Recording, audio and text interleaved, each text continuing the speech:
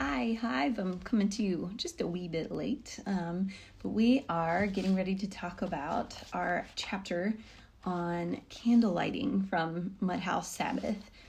Before we talk about that, what I'd really like to do is just take a few moments to be still and to use some of the meditations that Lauren actually put into the Mudhouse Sabbath study guide for candle lighting. So what I'm going to do is I'm going to turn out the lights and light this candle. And if you have a candle, you can get it, light it now, come back to this later, play along and use your own candle, or just use the light of my candle, whatever you would like. So I'm going to go turn out the lights.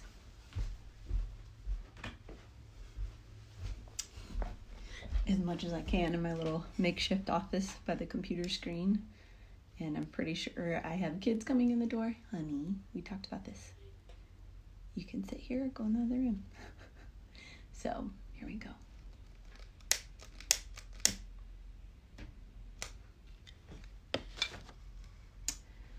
An ancient Jewish teaching says that all the darkness cannot extinguish the light of a single candle, yet one candle can illuminate all darkness. The spirit of the man, the spirit of person, is the candle of the Lord, is what Proverbs 20:27 says. Blessed is the match consumed in kindling flame. Blessed is the flame that burns in the heart's secret places. Blessed is the heart that knows, for honor's sake, to stop its beating. Blessed is the match consumed in kindling flame. From Hannah Sinesh. All right, so here's our meditation.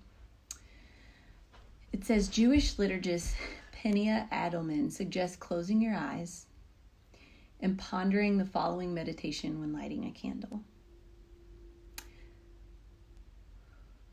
Think of a dark time in your own life.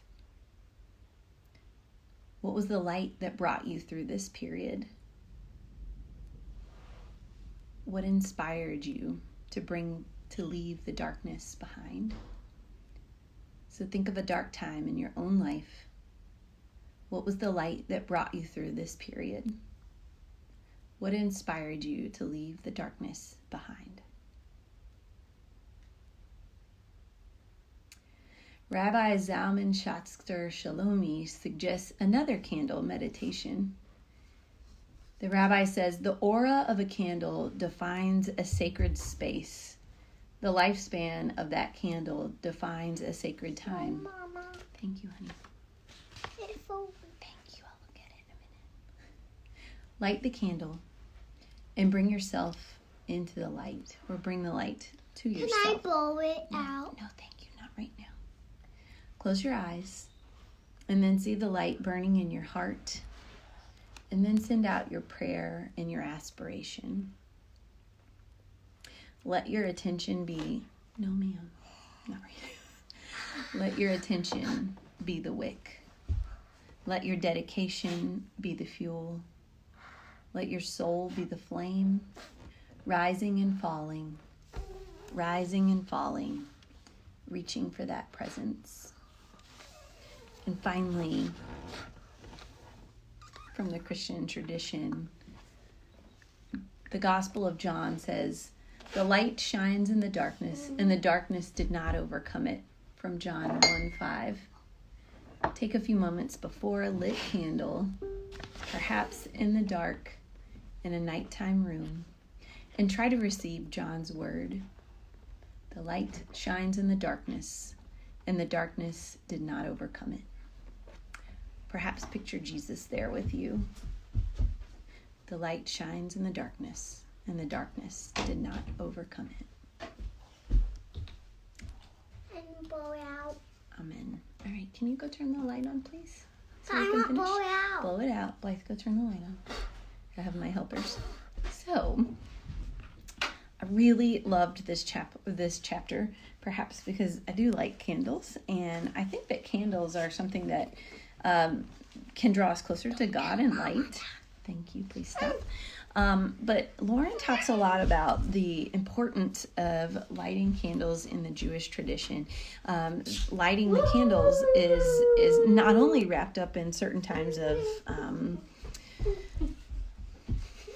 tradition and celebration and religious observance, but it's part of the every week rhythm of the Sabbath. So she talks about how candles are lit by the woman of the house to begin Sabbath, because it is the last part of work to prepare for the Sabbath, and then about the candles that are lit to end the Sabbath and usher in the work week. I have a child over here. Let me show you what she's doing.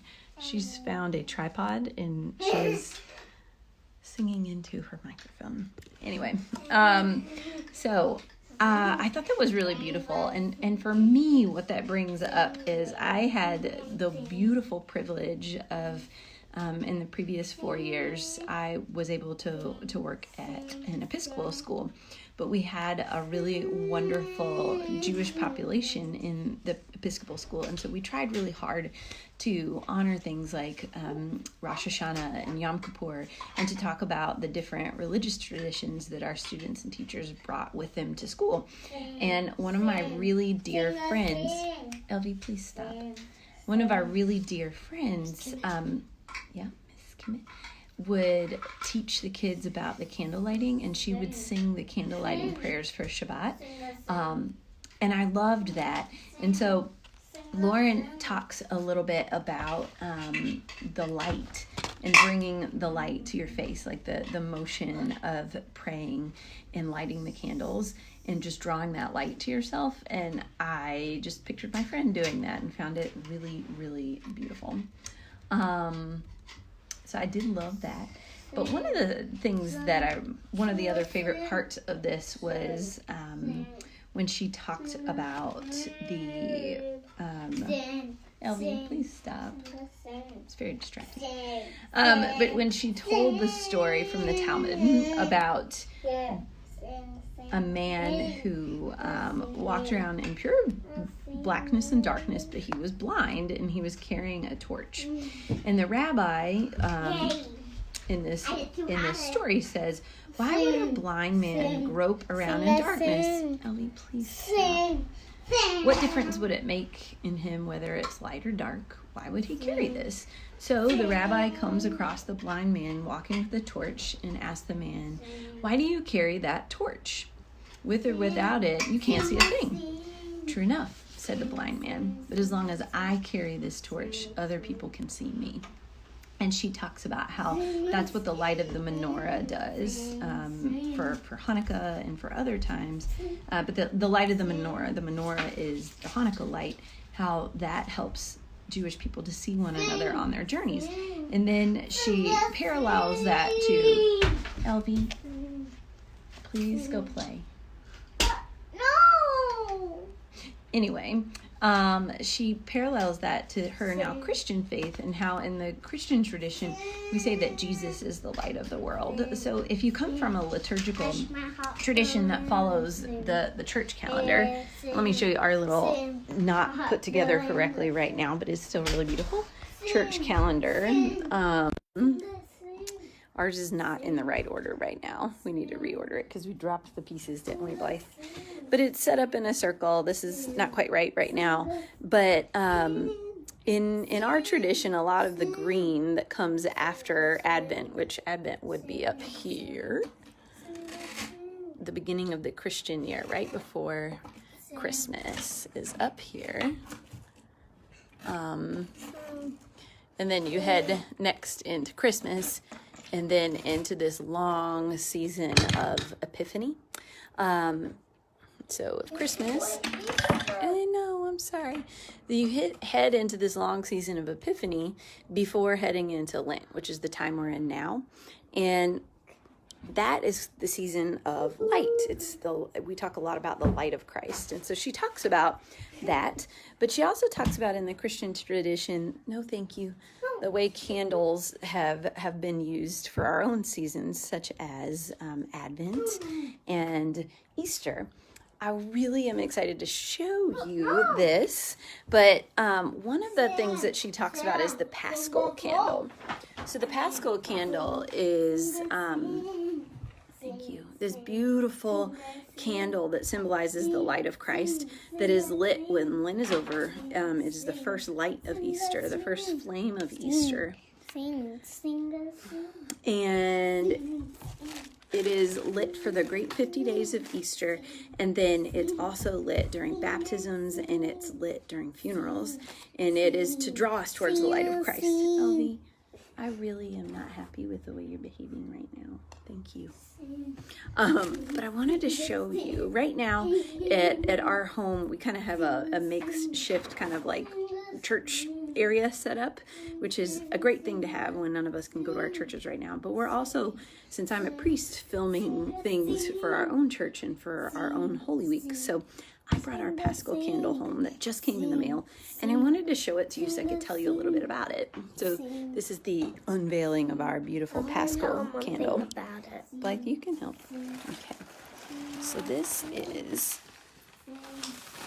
our Paschal candle. I'm not going to pull it out of the plastic because I don't feel quite right about doing that just yet. But this is our lovely, beautiful Paschal candle. I'm not going to break it. I'm not going to light it, baby. We don't light it until Holy Saturday. But anyway, it is full of symbols of life. It's full of symbols of Jesus. It's got the cross with the Easter lilies in it. It has the lamb, because Jesus is the Lamb of God. It's got the Greek letters for Alpha and Omega. And then it's got the nails in it. And sometimes these will actually be incense, like pieces of incense that you would put in, like, you see? But right now, these are nails, and what they represent are the 5 wounds of Christ. Father, Son, Holy Spirit. Yeah, and you can also say Father, Son, Holy Spirit. Yeah. So it's quite beautiful. And when we light it, we also have some pretty beautiful prayers that come along with it. Usually if there's a deacon in the church or a cantor, they would sing this really lovely candle song, which our own Hillary taught me how to sing last year. It's a super hard to sing song, but once you learn to sing it, I'm like in love with the song. But I'm going to read you some of the words for the candle lighting song, just so you can hear it. But usually this candle is also made of beeswax, which is a... Okay, please don't touch the candle. But it goes like this. It goes, as someone brings the candle into the church, they sing the light of Christ, and the church responds, thanks be to God. And they sing it 3 times, louder and louder. No, thank you. Please put it back. But then they would sing or say, rejoice now, heavenly hosts and choirs of angels, and let your trumpets shout salvation for the victory of our mighty King. Rejoice and sing now all round the earth, bright with a glorious splendor, for darkness has been banished by our eternal King.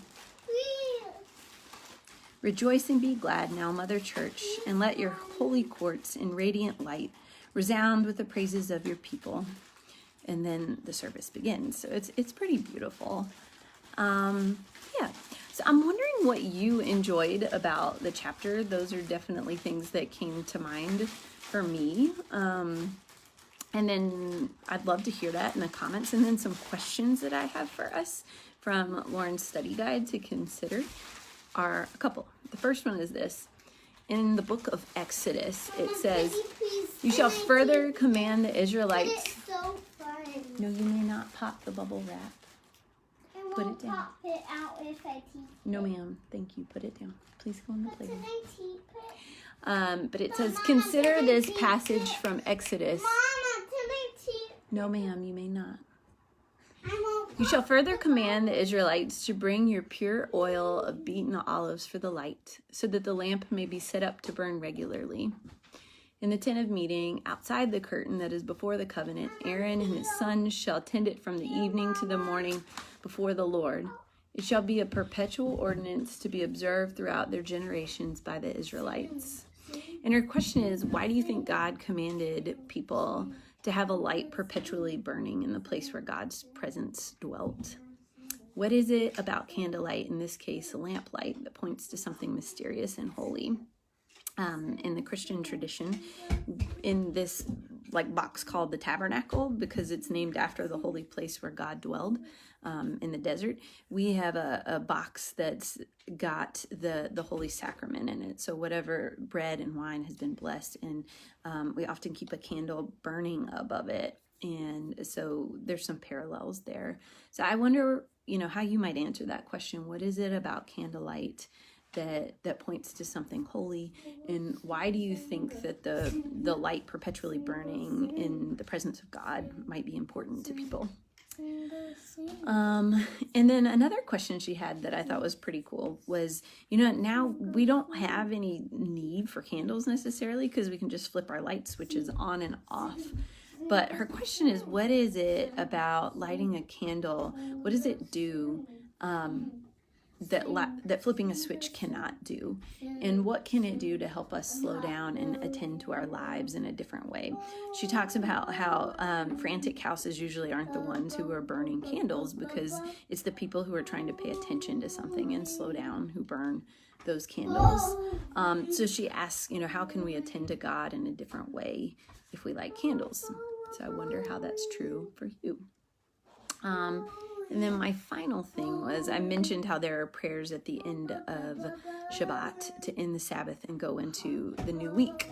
And this is what one of the blessings sounds like when that candle is lit to mark the end of Shabbat. Blessed are you, God our Lord, King of the universe, who separates between the holy and the profane, between the light and dark, between Israel and the other nations, between the seventh day and the 6 days of the week. Blessed are you, God, who separates between the holy and the profane. Please don't touch that. Rabbi Carrie Oldzicki notes that this blessing reads more like an affirmation of faith than a prayer, as if to say, with the extinguishing of this candle, we leave the holy, the sacred, and we re-enter the everyday, the mundane, the ordinary, with a renewed sense of optimism and purpose. How might you incorporate this sort of holy intention and faith affirmation into the rhythm of your week, perhaps on a Sunday evening? I think that's a beautiful tie-in back to closer to the beginning of the book when she talks about Shabbat.